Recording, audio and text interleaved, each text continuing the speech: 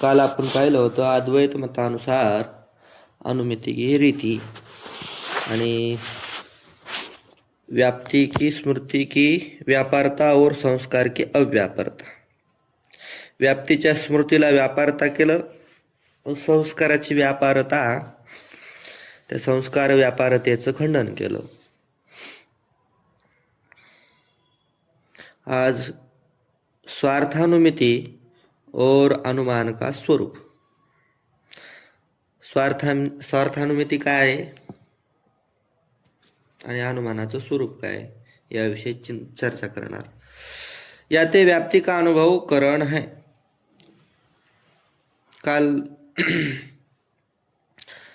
संयुक्तिक पक्षाचं चिंतन केलं. काय करण कशाला म्हटलं होतं? जी व्याप्तीचा जो अनुभव घेतला मानसामध्ये, जिथं जिथं धूम आहे तिथे तिथं वन्नी निश्चित आहे असं जे ठिकाण ते म्हणजे काय? महानस. त्यामध्ये व्याप्तीचा अनुभव घेतला आणि त्यानंतर व्याप्तीचा अनुभव घेतल्यानंतर कधी कोण्या काळी पर्वताच्या ठिकाणी पर्वताजवळ गेल्यानंतर त्या व्याप्तीची स्मृती झाली आणि स्मृती झाल्यानंतर अनुमिती झाली. तर व्याप्तीची स्मृती हाच काय? व्यापार आहे. व्याप्तीचा अनुभव करण, व्याप्तीची स्मृती व्यापार. यह पक्ष निर्दोष है. या पक्षामध्ये काही दोष नाही. इस रीति से जहाँ अनुमिति होवे सो स्वार्थानुमिति कही. अशा पद्धतीनं जिथं अनुमिति होते त्याला स्वार्थानुमिति म्हणतात. म्हणजे स्वतःला जी अनुमिति झाली ती स्वार्थानुमिति. परंतु न्याय मत में धूम का प्रत्यक्ष और व्याप्ति का स्मरण हुए भी वन्य की अनुमिति होवे नहीं. अशा पद्धतीने वेदांत मतात जरी होत असलं तर न्यायमतामध्ये मात्र असं नाही. धूमाचं प्रत्यक्ष आणि व्याप्तीचं स्मरण झाल्याशिवाय वन्यची अनुमिति होत नाही. म्हणजे धूमाचं प्रत्यक्षही कारण आहे, व्याप्तीची स्मृतीही कारण आहे. दोनों ज्ञानों से अनंतर परामर्श नाम तिसरा ज्ञान होवे है. ह्या दोन्ही ज्ञानानंतर कोणत्या? व्याप्तीची स्मृती आणि धूमाचं प्रत्यक्ष झाल्यानंतर व्याप्तीचं स्मरण. ह्या दोन्ही ज्ञानानंतर परामर्श नावाचं तिसरं ज्ञान होतं आणि तैसे अनुमिति होवे. आणि त्या तिसरं जे ज्ञान आहे परामर्श, त्या परामर्शापासून अनुमिति होते. हे विषय मागं पाहिलेला आपण. वन्य व्याप्य जो धूम तिस वाला पर्वत है ऐसा ज्ञान को परामर्श कहे है. वन्य व्याप्य असणारा जो धूर त्या धुरावाला पर्वत आहे असं जे ज्ञान त्याला परामर्श म्हणायचं. नुसतं धूम नाही तर काय? वन्नीचं व्याप्य असणारा धूम. वन्नीचं व्याप्य म्हणजे धूर पाहिल्यानंतर असं लक्षात येते, स्मरण होतं की जिथं जिथं धूर असतो तिथे तिथं अग्नी असतो. अशा पद्धतीवाला अशी जी व्याप्ती आहे, अशी व्याप्ती ज्या ठिकाणी राहते असा असणारा धूम म्हणजे व्याप्तीवाला धूर. त्या व्याप्तीवाल्या धूमासहित पर्वताचं ज्ञान. वन्य व्याप्य धूमवान अयम पर्वतः. अशा पद्धतीनं वन्य व्याप्य जो धूम तिसवाला पर्वत है ऐसा ज्ञान को परामर्श कहे है. अशा ज्ञानाला परामर्श म्हणतात. ताकू वेदांत में अनुमिति का कारण नहीं माने है. वेदांत मतामध्ये मात्र याला काही कारण मानलेलं नाही. इस रीति से वाक्य प्रयोग विना व्याप्ति ज्ञानाधिकंते जो अनुमिति होवे सो स्वार्थानुमिति कहिए है. अशा पद्धतीनं व्याप्ती ज्ञानाशिवाय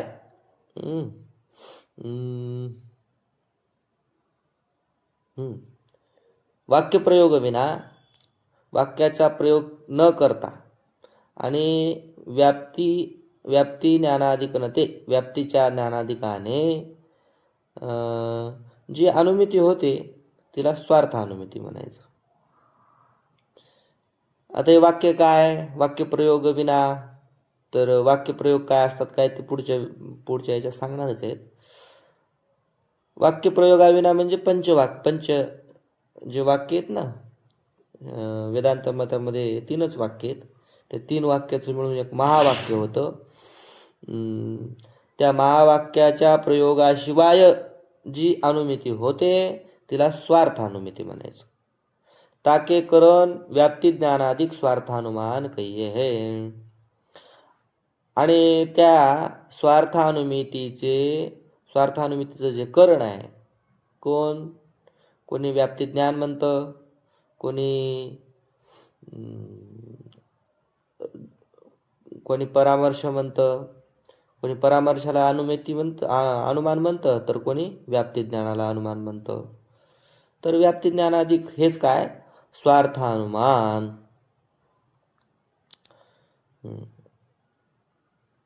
कशाचं करण, अनुमितीचं करण. कोणत्या अनुमितीचं करण, स्वार्थ अनुमितीचं करण. कोण, काय लक्षात आलंय ना, कोणाचं काही हे नाही, तिकडून प्रतिसाद नाही.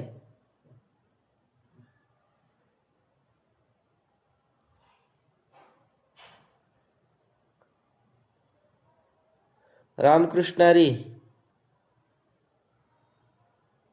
बोला महाराज. कोणीतरी बोला हो काहीतरी, मी विचारतोय. आता आपण काय पाहिलं, स्वार्थानुमिती. तर स्वार्थानुमितीचं करण काय,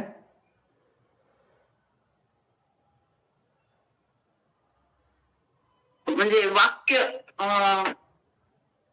वाक्य प्रयोगाशिवाय जी अनुमिती होते तिला स्वार्थानुमिती म्हणायचं. आणि तिचं करण काय, व्याप्ती ज्ञान वगैरे.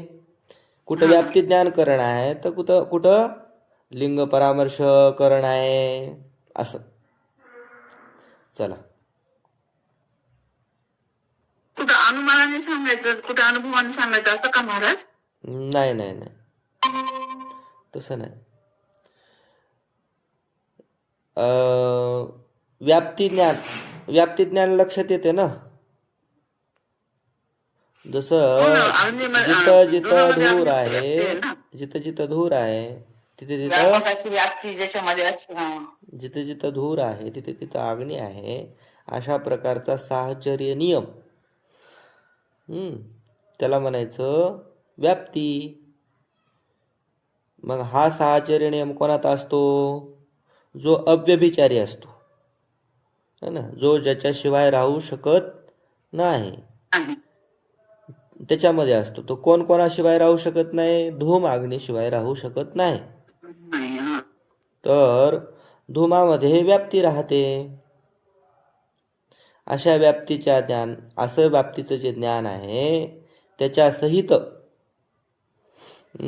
धूमदर्शन झालं पर्वताच्या ठिकाणी, तर त्याचं नाव त्याला म्हणतात परामर्श. तर न्यायामध्ये परामर्शालाच काय म्हटलेलं आहे, करण म्हटलेलं आहे. आणि कोणी न्यायमतामध्येच व्याप्ती ज्ञानाला करण म्हटलेलं आहे. आणि त्याच्यापासून होणारं जे ज्ञान त्याला अनुमिती म्हणतात. आणि अशी जी अनुमिती आहे, व्हायला लागलो रामकृष्ण हरी महाराज.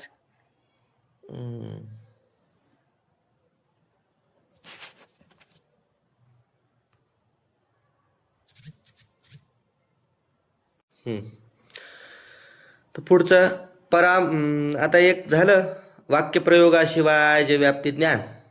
तर मग हे वाक्यप्रयोग काय हो, त्या वाक्यप्रयोगाविषयी सांगतात. वाक्यप्रयोग काय असतं, परार्थानुमान कशाला म्हणायचं वगैरे. जहाँ दो का विवाद होवे, एक पुरुष कहे पर्वत में वन्नी अनुमान प्रमाण से निर्णित है, एक नहीं है. दोघांचं जिथं विवाद आहे, एकाने पर्वताच्या ठिकाणी वन्नीचं आग्नेचं अनुमान केलं, आणि त्याच्या लक्षात आलं. कसं लक्षात आलं की अगोदरच त्याला व्याप्ती ज्ञान माहीत असल्यामुळं धुमाच्या ठिकाणी साहचर्य नियम राहतो है ना. धूम जिथं असतो तिथं वन्नी असतो, अशा प्रकारचं ज्याला ज्ञान आहे त्या माणसानं पर्वतावर धूर पाहिल्यावर त्याला स्वतःला अनुभूती झाली. कशाची? वन्नीची अनुभूती झाली. त्याला अग्नीचं ज्ञान झालं. हो, धूर आहे, अविच्छिन्न धूमरेखा आहे, अर्थात निश्चित इथं काय अग्नी आहे. पण त्याच्यासोबत एक दुसरा होता. मग त्या सोबतच्या पुरुषाला तो म्हणायला लागला की धूर दिसतो का तुला? हो. मग धूर दिसतो तर काय? अरे इथं अग्नी आहे. ते म्हणला धूर दिसतो म्हणजे काय अग्नी असतो काय? मग या दोघांचा झाला विवाद सुरू. एक म्हणते धूर अग्नी नाही, एक म्हणते अग्नी आहे. तर मग असा जिथं विवाद सुरू आहे तिथं तहा वन्नी निश्चयवाला पुरुष अपने प्रतिवादी की उक्ती निवारणे वास्ते वाक्य प्रयोग करे है. मग असा दोघांचा विवाद सुरू असताना ज्याला निश्चित झालेला आहे की तो वन्नी आहे, अग्नी आहे, अशा निश्चयवाला जो पुरुष असणार, निश्चयवाला जो माणूस असणार, तो जो समोरचा प्रतिवादी आहे ना, समोरचा ज्याला समजून सांगायचं की इथं अग्नी आहे, तो जो म्हणतो ना की अग्नी नाही, मग त्याची उक्ती म्हणजे बोलणं, त्याचं बोलणं जे अग्नी नाही त्याचं खंडन करण्याकरता वाक्य प्रयोग करतो. खूप परार्थानुमान काय, त्या वाक्य प्रयोगाचंच नाव परार्थानुमान आहे.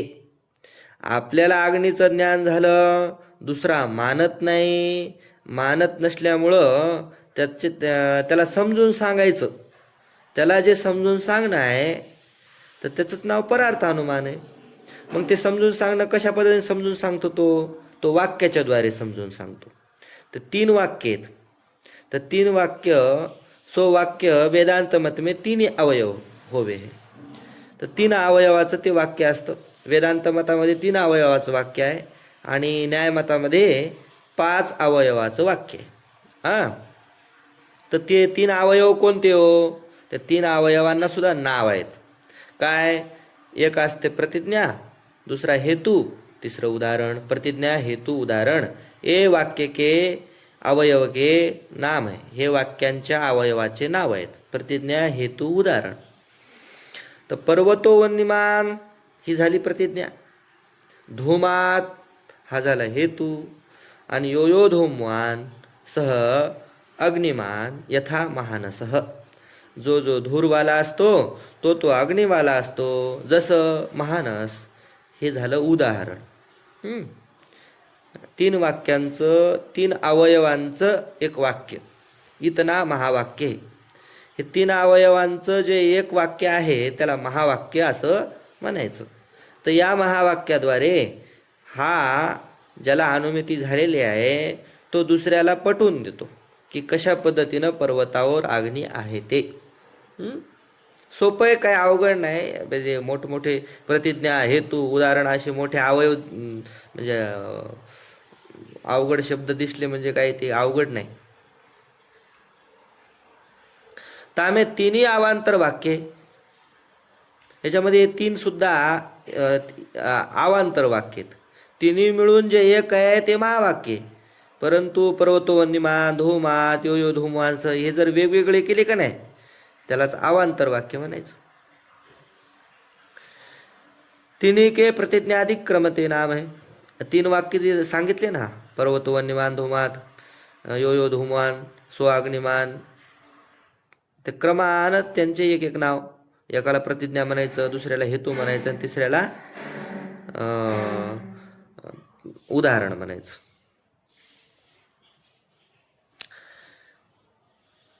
साध्य विशिष्ट पक्षबोधक वाक्य प्रतिज्ञा वाक्य कही है. ऐसा पर्वतो वन्यमान यह वाक्य है. साध्य विशिष्ट पक्षबोधक, पक्षाचं ज्ञान करून देणारं वाक्य. पक्ष म्हणजे इथं पर्वत आहे. ज्या ठिकाणी निश्चित साध्य ज्या ठिकाणी साध्याचा संदेह असतो त्याला पक्ष म्हणायचं असतं. म्हणजे जिथं साध्य असतं त्याचं नाव पक्ष, सरळ सरळ.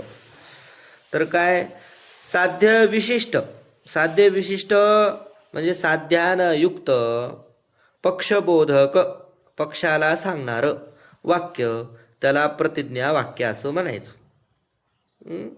साध्य कोण? अग्नी.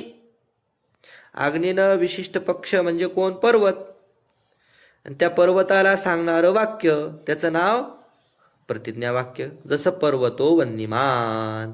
आता वन्नी काय झालं? साध्य. आणि पर्वत काय झालं? पक्ष. तर काय, साध्य विशिष्ट पक्षबोधक वाक्य. कोणतं वाक्य मग ते? पर्वतो वन्यमान, याला म्हणायचं प्रतिज्ञा. यह वाक्य है. दुसरं वन्नी विशिष्ट पर्वत है ऐसा बोध या वाक्य ते होवे. वन्नीनं युक्त पर्वत आहे असा बोध या वाक्याने होतो. तहा वन्नी साध्य.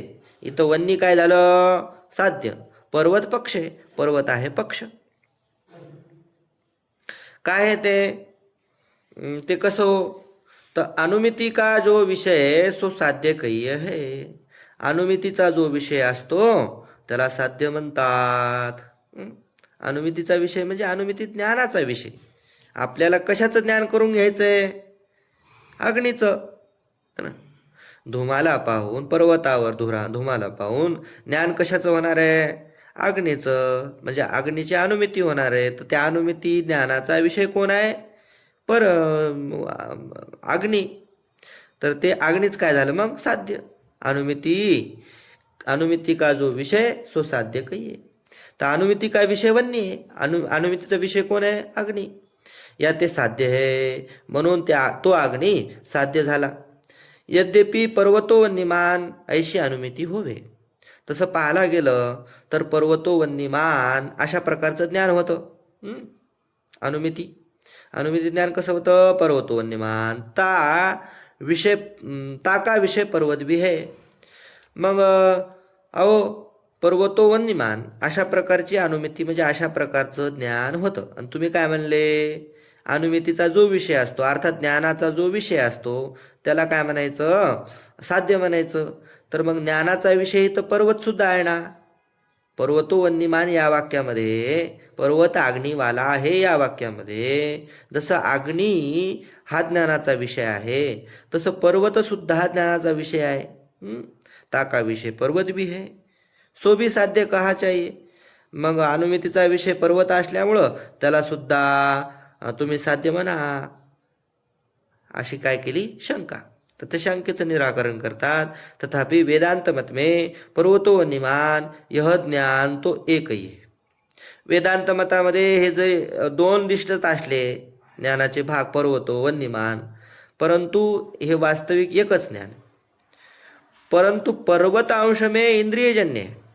त्या ठिकाणी पर्वतांश जो आहे ते कसं आहे? इंद्रियजन्य. अर्थात पर्वताचं ज्ञान कसं होतं? इंद्रियाने होतं ना, डोळ्यानं होतं. और वन्नी अंश में धूम ज्ञान रूप अनुमानजन्य आहे. आणि वन्य अंशामध्ये मात्र धूमज्ञान नावाचं जे अनुमान आहे त्या अनुमानापासून होतं. ज्ञानात किती? दोन अंश झाले. एक पर्वत, दुसरा वन्नी. तर धूम कसा आहे? धूम आहे इंद्रियजन्य. आपलं पर्वत आणि वन्नी. तर पर्वत कसा आहे?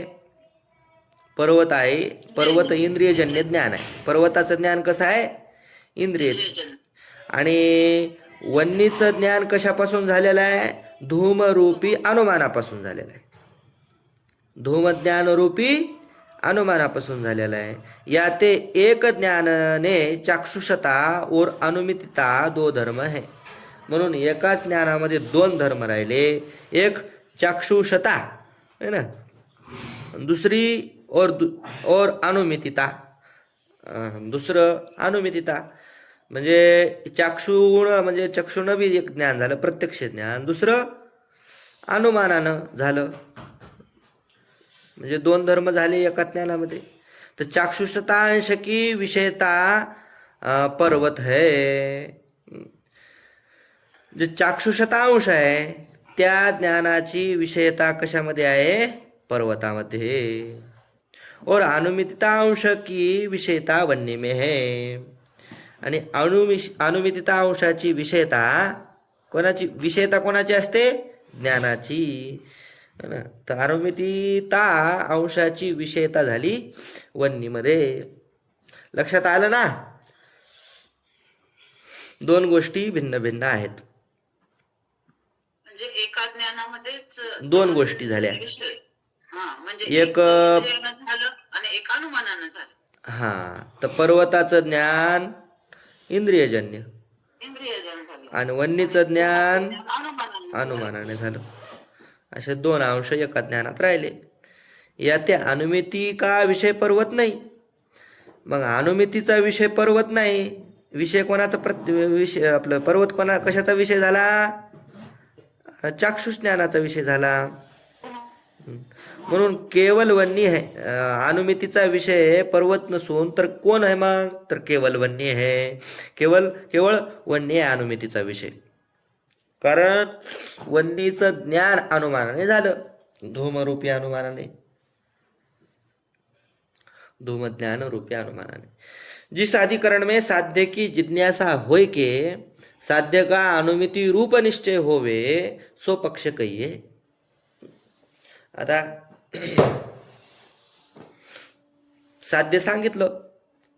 साध्य सांगितल्यानंतर पक्ष सांगतात. पक्ष कशाला म्हणायचं? पक्ष म्हणायचं अधिकरणाला. अधिकरण म्हणजे ठिकाण, अनुमिती होण्याचं ठिकाण. आता हे ज्ञान कुठं झालं? अनुमिती ज्ञान, वन्नीचं अग्नीचं ज्ञान कुठं झालं? पर्वतावर, है ना? हां, तर ते झालं, त्यालाच काय म्हणायचं? पक्ष. जिस अधिकरण में म्हणजे पर्वतामध्ये साध्य की जिज्ञासा. साध्य की जिज्ञासा म्हणजे साध्य जाणून घेण्याची इच्छा. साध्य कोण? अग्नी. अधिकरण कोण? पर्वत. तर अग्नी कुठं जाणून घ्यायचा आहे? पर्वतावर. तर जिस अधिकरण में साध्य की जिज्ञासा होय की, साध्याची जिज्ञासा झाली. मग साध्याची जिज्ञासा झाल्यानंतर साध्य का अनुमिती रूप निश्चय होवे. नंतर काय झालं? साध्याचा अनुमिती रूप निश्चय सुद्धा झाला. कळालं, लक्षात आलं की 100% इथं काय? अग्नी आहे. साध्य कोण? अग्नी. आणि त्याची अनुमिती रूप निश्चय म्हणजे त्याचं ज्ञान, निश्चित ज्ञान झालं. कुठं झालं? ज्या ठिकाणी, त्या ठिकाणाला पक्ष असं म्हणायचं. जिस अधिकरण में साध्य की जिज्ञासा होय के साध्य का अनुमिती रूप निश्चय होवे सो पक्ष कहिये है. ज्या अधिकरणामध्ये साध्याची जिज्ञासा होऊन साध्याच्या अनुमितीचा निश्चय होतो त्या अधिकरणाला पक्ष असं म्हणायचं. ऐसा पर्वत है. असं कोण आहे? पर्वत. असं अधिकरण कोण आहे? पर्वत. प्रतिज्ञा वाक्य ते उत्तर जो लिंग का बोधक वचन सो हेतु वाक्य कही है. प्रतिज्ञा केली. पहिल्यांदा प्रतिज्ञा कोणती केली? पर्वतो वन्यमान. तर पर्वतो वन्यमान ह्या वाक्याच्या नंतर जे लिंगाचं ज्ञान करून देणारं वाक्य आहे ना, लिंगाचं ज्ञान करून देणारं जे वचन है ना, पर्वतो वन्यमान. याच्यानंतर कोणतं वाक्य आलं? धूमात. म्हणजे धूमात वाक्य काय करतंय? लिंगाचं बोधन करून देते, म्हणजे लिंगाचं ज्ञान करून देतं. सो हेतू वाक्य कहिये, त्यालाच हेतू वाक्य असं म्हणायचं. ऐसा वाक्य धूमात है, यह है ना. असं हेतू वाक्य कोण आहे मग? धूमात हे हेतू वाक्य झालं. यद्यपि धूमात, धूमेन इन दोनों का एकही अर्थ है. धूमात म्हणा किंवा धूमेन म्हणा, एक पंचमी आहे, एक तृतीय आहे, तर दोन्हीचा अर्थ मात्र एकच आहे. तथापि तरी पण धूमेन ऐसा वाक्य संप्रदाय सिद्ध नाही है ना. धूमेन असं जे वाक्य आहे ते संप्रदाय सिद्ध नाही, म्हणजे संप्रदायाला मान्य नाही. यह अवयव ग्रंथ में भट्टाचार्य दिखा. अवयव नावाचा जो ग्रंथ एकदा आहे, महाराज एकदा आहे म्हणतात एकदा नाही म्हणतात, कशामुळे असं? तर धूमेनं बरोबर वाटलं नसेल, त्याचं काही खंडन वगैरे केलं असेल. ते आता अवयव नावाचा ग्रंथ भट्टाचार्याचा वाचावा लागेल आणि मग त्याच्यात ते लक्षात येईल. तसं तर्कसंग्रहात आपण काय पाहिलं, दोन्ही पण आहे, धूमात धूम आहे ना. ऐसा वाक्य संप्रदाय सिद्ध नहीं. यह अवय ग्रंथ भट्टाचार्य ने लिखा है. या ते धूमात इस रीति का वाक्य ही हेतु वाक्य कहिये है. तर धूमात अशा पद्धतीचे जे वाक्य आहे त्यालाच हेतू वाक्य म्हणायचं. हेतू साध्य का सहचार बोधक जो दृष्टांत प्रतिपादक वचन सो उदाहरण वाक्य कहिये है. हेतू आणि साध्य हे सोबत राहतात हे सांगणार जे दृष्टांत प्रतिपादक वाक्य त्याला उदाहरण वाक्य म्हणायचं. उदाहरण वाक्य हेतू आणि साध्य हे सोबत राहतात. असं पक्क ठिकाण माहित पाहिजे की नाही.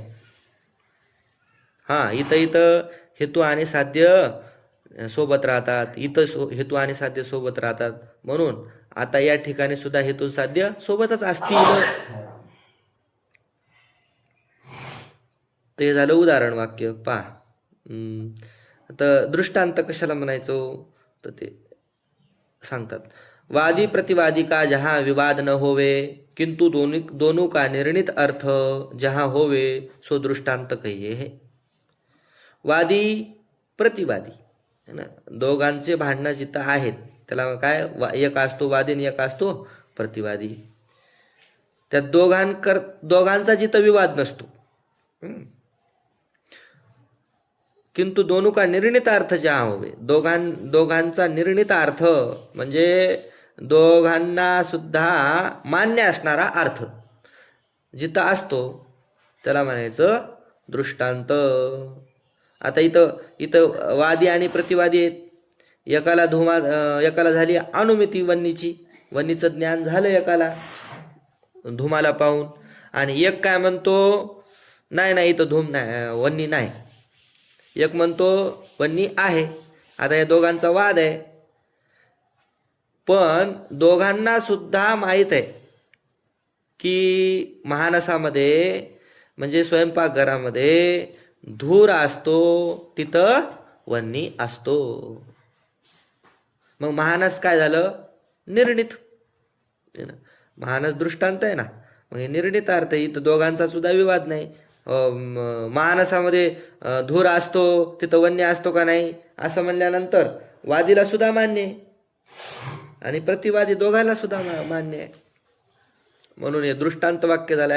ऐसा महानस आहे. असं कोण आहे, दृष्टांत महानस असा दृष्टांत आहे. इस रीति से प्रतिज्ञा अधिक तीन के समुदाय को महावाक्य विवाद की निवृत्ती होवे. अशा पद्धतीनं प्रतिज्ञा अधिक 3 अवयवांचा जो समुदाय आहे ना, जे महावाक्य, त्या महावाक्याने विवादाची निवृत्ती होते. भांडण मिटतं. वन्नी आहे की नाही हे भांडण मिटतं. जो महावाक्य सुनिके भी आग्रह करे महानसादिकन विषयी तो वन्नी का सहचारी धूम है और पर्वत में वन्नी का व्यभिचारी धूम है. असे महावाक्य ऐकून सुद्धा, महावाक्य म्हणजे हे असं लय मोठं महावाक्य वेदांताचं वगैरे असं काही नाही. महावाक्य म्हणजे 3 मिळून वाक्य. पर्वतो वन्यमान धूमात यो धूमान सह वन्यमान झालं हे महावाक्य. ते असं महावाक्य ऐकून सुद्धा एखादा आग्रहच करीत असेल, नाही स्वयंपाकघरात धूर आहे तिथं वन्य आहे हे बरोबर आहे म्हणे, परंतु इथं धूर असून सुद्धा वन्य नाही असं आग्रह करायला लागला. तर मग आग्रह करणाऱ्या करता महावाक्य सुनिके भी आग्रह करे महानसादिकन विषय तो वन्नी का सहचारी धूम आहे. महानसाच्या ठिकाणी स्वयंपाकघरामध्ये वन्नीचं सहचारी आहे धूम. सहचारी म्हणजे सोबत राहणार आहे धूम. पण पर्वत में वन्नी का व्यभिचारी आहे. पर्वतामध्ये मात्र सोबत राहत नाही, इथं व्यभिचारी आहे म्हणे. या ते पर्वत में धूम है नाही है वन्य नाही. पर्वतावर धूर्त आहे कारण तो दिसायला प्रत्यक्ष, परंतु तिथं अग्नी नाही असं प्रतिवादी आग्रह करे. असा पुढचा भांडणारा माणूस आग्रहच करू लागला. अथवा व्यभिचार की शंका होवे, किंवा इथं वन्य असू शकत नाही अशी जर शंका झाली तर तो तर्क से आग्रह और शंका की निवृत्ती होवे हे.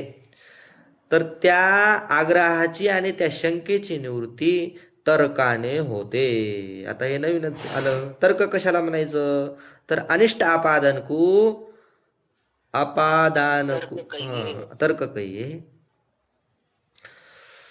तर अनिष्ट आपादन म्हणजे अनिष्टाची प्राप्ती. अनिष्टाच्या प्राप्तीलाच काय म्हणायचं तर्क. पा तर अनिष्टाची प्राप्ती कशी होईल. पर्वत विषय वन्नी विना धूम होवे तो वन्नी का धूम कार्य नहीं होवेगा, यह तर्क है. पर्वताच्या ठिकाणी जर वन्नी नसेल तर धूम हे वन्नीचं कार्य होणार नाही. आता एक सांगा, धूम वन्नीचं कार्य आहे की नाही. अर्थात वन्नीशिवाय धूम होऊ शकतो का. नाही. कपालाशिवाय किंवा मातीशिवाय घट होऊ शकतो का. नाही. नाही. घट तर होतो पण मातीची काय गरज नाही. असं असं शक्य आहे का. नाही. धूम तर आहे पण वन्नी नाही असं म्हणता येईल का. कारण काय धूमाचं वन्नी कारण आहे. धूम हा कार्य आहे. कार्य आहे. तर कुठे गेलं. हा पर्वत में वन्नी विना धूम होवे तो वन्नी का धूम कार्य नाही होवेगा. पर्वतावर वन्नीला सोडून जर धूम राहिला तर वन्नीचं कार्य धूम म्हणता येणार नाही. हा झाला तर्क. या ते धूम विषय वन्नी का व्यभिचार संदेह निवृत्त होवे. आणि या तर्कानं धूमाच्या विषयी जो व्यभिचाराचा संदेह झालेला आहे ना, व्यभिचाराची शंका झालेली आहे की धूम असतो पण वन्नी नसतो, तर त्या शंकेची त्या संदेहाची निवृत्ती होते. कशाने तर्काने. वन्नी धूम का कारण कार्यभाव इष्ट है. वन्य आणि धूमाचा कारण कार्यभाव इष्ट आहे. ताका अभाव अनिष्ट आहे. त्याचा अभाव अनिष्ट आहे ना. या ते कार्य कारण भाव भंग आपादान करिए है सो कार्य कारण भाव का भंग अनिष्ट है. तो कहिए है कार्य कारण भाव भंग आपादान कर्ण. कार्य कारण भाव जो आहे याचं भंग, कार्यकारण भावाचं भंग होणं, ह्या भंगाची प्राप्ती, कार्यकारण भावाच्या भंगाची प्राप्ती है ना. तर असं कार्यकारण भाव भंग व्हायला लागला, कार्यकारण भंगाच्या भंग प्राप्त व्हायला लागला. तो जो कार्यकारण भाव भंग जो आहे त्यालाच अनिष्ट म्हणायचं. कार्यकारण भाव नष्ट होणं याचंच नाव काय अनिष्ट. अनिष्ट या ते अनिष्ट का आपादान रूप तर्क है. मग या अनिष्टाची प्राप्ती व्हायला लागली तर असे यालाच काय म्हणायचं तर्क. या तर्क ते प्रतिवादी की और शंका की निवृत्ती होवे है. प्रतिवादी की और शंका की. तर प्रतिवादीच राहणार नाही. कारण प्रतिवादी काय होणार, प्रतिवादी वादीच्या मतामध्ये मिळून जाणार. म्हणून प्रतिवादी की म्हणजे प्रतिवाद्याची आणि शंकेची निवृत्ती होते. और दिले तिथं शब्द किंवा प्रतिवाद्याच्या शंकेची निवृत्ती होते. और जर कट करून टाकलं तर सरळ असं वाक्य होईल की प्रतिवाद्याच्या शंकेची निवृत्ती होऊन जाते.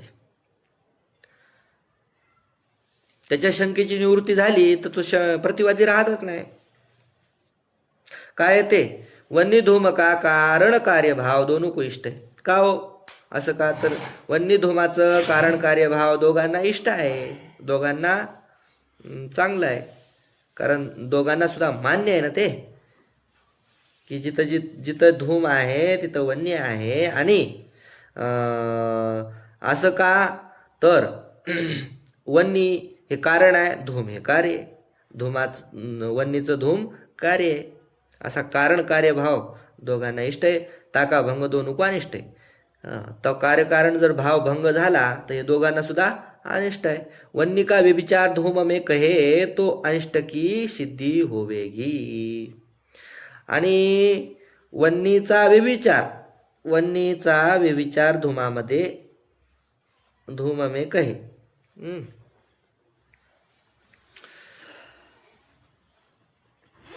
धूम तर आहे पण वन्नी नाही. अशा प्रकारचा जो व्यभिचार अभाव तो अनिष्ट की असं जर मानलं धूम आहे आणि वन्नी नाही तर अनिष्टाची सिद्धी होईल. ताके भयते वन्नी का व्यभिचारी धूम है यह वार्ता प्रतिवादी कहे नाही. त्या भीतीमुळं, अनिष्टाच्या प्राप्तीच्या भीतीमुळं वन्नीचा व्यभिचारी धूम आहे असा प्रतिवादी बोलणार नाही. इस रीति से तिन्ही अवयव का समुदाय रूप जो महावाक्य ताकू पदार्थानुमान आहे, परार्थानुमान करायचं. ताकू परार्थानुमान कहे हे. अशा पद्धतीनं तीन अवयवाच्या समुदाय रूप जे महावाक्य आहे त्या महावाक्याला परार्थानुमान म्हणायचं. तिसते उत्तर जो अनुमिती होवे सो परार्थानुमिती कहिये है. परार्थानुमानानंतर जी अनुमिती उत्पन्न होते, जे ज्ञान उत्पन्न होतं त्याला परार्थानुमिती असं म्हणायचं. अनुमान प्रमाण से निर्णय करते व्यभिचार शंका होवे तो तर्क से निवृत्ती होवे है.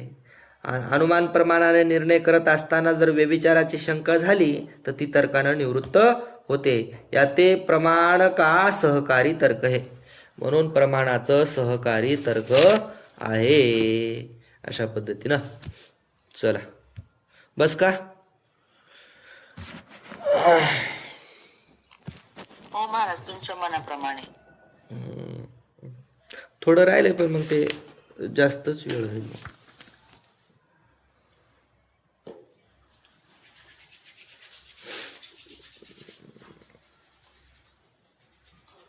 बरं एवढं पाणी एकच तर पाणी घेऊन टाकू लगेच. वेदांत मत में तर्कसहित परार्थानुमान का स्वरूप. वेदांत मतामध्ये तर्कासहित परार्थानुमान, त्या परार्थानुमानाचं स्वरूप सांगतात, तर्कही देतात. वेदांत वाक्य में वेदांत वाक्य से जीव में ब्रह्म का अभेद निर्णित है. वेदांत वाक्यामध्ये किंवा वेदांत वाक्याने काय ज्ञान होतं? जीव आणि ब्रह्माचा अभेद. जीव आणि ब्रह्माच्या अभेदाचा निर्णय होतो. सो अनुमान ते भी इस रीतीशे सिद्ध होवे. जीव आणि ब्रह्माचा जो अभेद आहे तो अनुमानाने अशा पद्धतीने सिद्ध होऊ शकतो. कसा? जीव ब्रह्माभिन्न चेतनत्वात् यत्र यत्र चेतनत्वं तत्र तत्र ब्रह्माभेदः यथा ब्रह्मणी. जीव ब्रह्म से अभिन्न. जीव आणि ब्रह्म हे काय? जीव हा ब्रह्माभिन्न आहे, ब्रह्माशी अभिन्न आहे. का? कारण तो चेतन असल्यामुळं. जिथं जिथं चेतनत्व आहे तिथं तिथं ब्रह्माशी अभेद आहे. जसं की ब्रह्म यथा ब्रह्मणी, ब्रह्मामध्ये. यह तीन अवयव का समुदाय रूप महावाक्य है ना. तीन अवयवाच्या समुदायाचं हे महावाक्य झालं. या ते परार्थ अनुमान काय, याला परार्थ अनुमान म्हणायचं. कारण तीन अवयव रूप असतं त्यालाच काय म्हणायचं? परार्थ अनुमान. या जीव पक्ष आहे. इथं कोण आहे? जीव झाला पक्ष. ब्रह्माभेद साध्य, ब्रह्माचा अभेद, ब्रह्माशी अभेद हे झालं साध्य. चेतनत्व झाला हेतू आणि ब्रह्म दृष्टांत आहे. ब्रह्म झाला दृष्टांत. या प्रतिवादी जो ऐसा कहे. इथं सुद्धा एखाद्याने शंका घेतली प्रतिवाद्यानं. काय? जीव में चेतनत्व हेतु तो है और ब्रह्माभेद रूप साध्य नहीं है. जीवाच्या ठिकाणी चेतनत्व आहे म्हणे, परंतु चेतनत्व असलं म्हणजे काय त्याचा ब्रह्माशी अभेद असतो का, अशी शंका घ्यायला लागला, असा संदेह करायला लागला. तर इस रीति से पक्ष में चेतनत्व हेतु का ब्रह्माभेद रूप साध्य से व्यभिचार शंका करे तो तर्क से शंका की निवृत्ती करे. अशा पद्धतीने जर कोणी शंका करू लागला, कशी की पक्ष कोण, जीव, आणि त्या पक्षाच्या ठिकाणी चेतनत्व हेतूचा, चेतनत्व झालं हेतू, चेतनत्व हेतूचा ब्रह्माभेद रूप, ब्रह्मासी अभेद रूप साध्यामध्ये जर कोणी व्यभिचाराची शंका करू लागला तर त्याला तर्कानं त्याची शंकेची निवृत्ती करायची. लक्षात यायली ना गोष्ट. जीवाला पक्ष केलं, जीवाच्या जीवाला पक्ष केलं म्हणजे जीवाचं ठिकाण, जीव झाला ठिकाण, त्या ठिकाणावर कोण आहे, चेतनत्व आहे. म्हणजे जीवाच्या ठिकाणी चेतनत्व असतं की नाही, चेतन, हा, तर मग हे चेतन आहे हेतू. मग जिथं जिथं धूम असतो तिथे तिथं कोण असतो, अग्नी असतो. तर जिथं जिथं चेतन असतं तिथे तिथं काय असणार, ब्रह्म अभेद. हा, ब्रह्माभेद, ब्रह्म म्हणायचं नाही, ब्रह्माभेद, ब्रह्मासी अभेद. आणि ब्रह्माभेद हे झालं साध्य. आपल्याला सिद्ध काय करायचंय, ब्रह्माभेद सिद्ध करायचंय. हा, आणि त्याच्यासाठी दृष्टांत काय झाला, ब्रह्म. जसं ब्रह्म चेतन आहे आणि चेतन असल्यामुळं त्या चेतनाशी त्याचा अभेद सुद्धा आहे. मग इथं सुद्धा कोणी शंका करेल, काय शंका केली कोण, की नाही म्हणे जीव चेतन तर आहे परंतु त्याचा ब्रह्माशी अभेद नाही, अशी शंका केली तर तर्काने त्याची निवृत्ती करायची. तर मग इथं तर्क काय देतात, ह्या तर्क काय, यह स्वरूप आहे तर्काचा, असं स्वरूप आहे. जीव में चेतनत्व हेतु माने के ब्रह्माभेद रूप साध्य नहीं माने तो चेतन को अद्वितीयता प्रतिपादक श्रुति का विरोध होवेगा.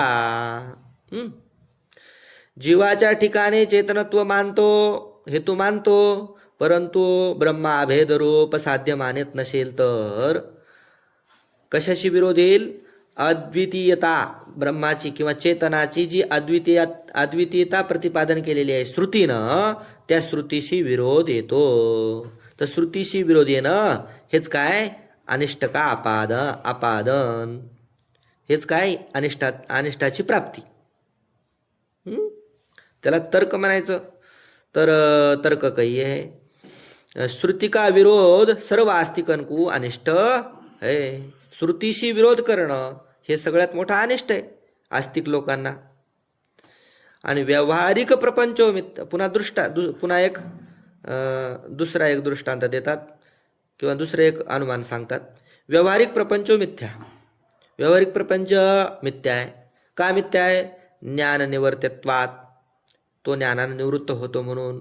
यत्र यत्र ज्ञान निवर्त्यत्वम तत्र तत्र मिथ्यात्वम, जिथं जिथं ज्ञान निवर्त्यत्व आहे तिथे तिथं मिथ्यात्व आहे. उदाहरण काय हो, यथा शुक्तिरजतादौ, है ना, शुक्तिरजत, जसं शुक्तिरजत हे ज्ञानानं निवृत्त होतं, तसं हा व्यावहारिक प्रपंच सुद्धा मिथ्या आहे. का मिथ्या आहे, तो तर ज्ञानानं निवृत्त होतो म्हणून.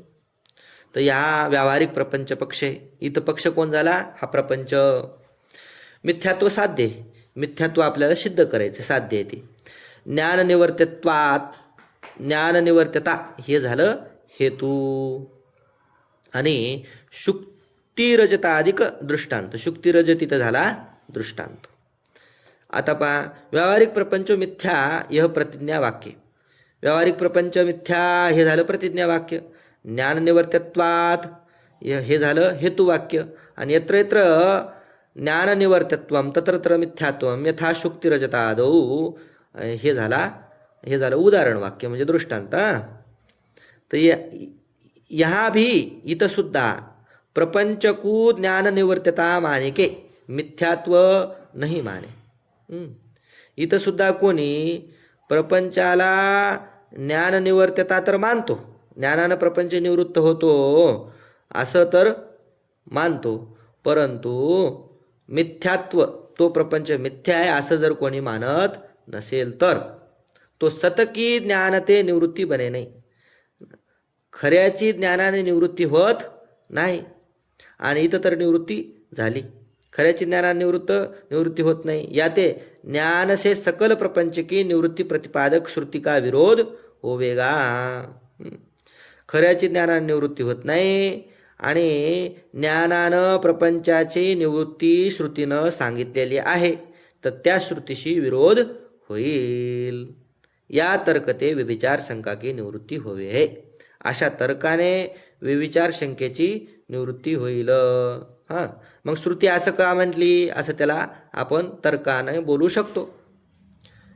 जर ज्ञानाने प्रपंचाची निवृत्ती होतच नसती तर श्रुतीनं तसं म्हटलं नसतं की ज्ञानाने निवृत्ती होते, असं म्हटलं सुद्धा नसतं. अशा पद्धतीने तर्काने शंकेची निवृत्ती होते.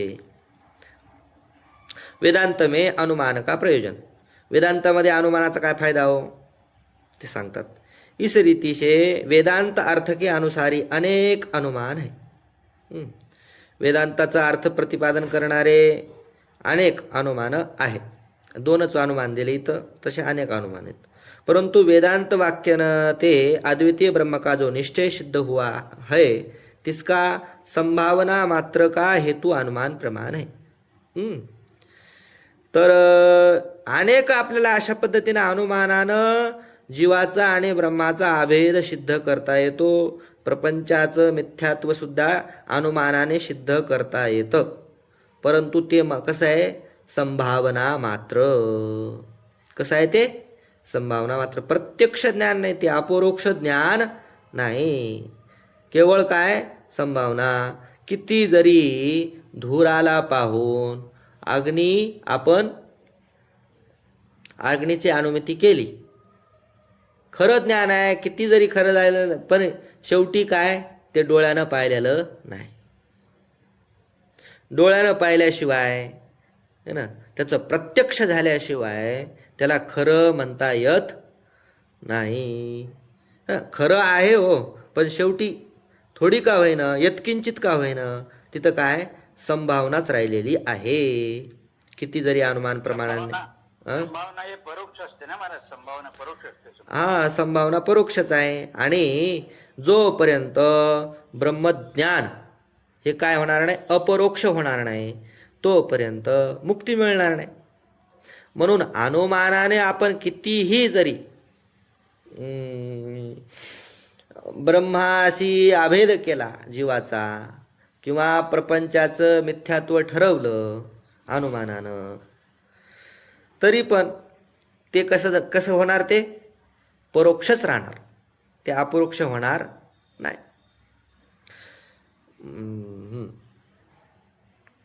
हेतु अनुमान प्रमाण.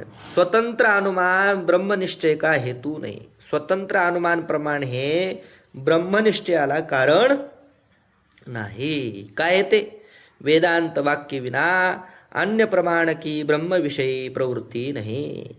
वेदांत वाक्य म्हणजे हे जे महावाक्य आहेत वेदांताचे, त्या महावाक्याशिवाय अन्य कोणत्याही प्रमाणाची ब्रह्मामध्ये प्रवृत्ती नाही.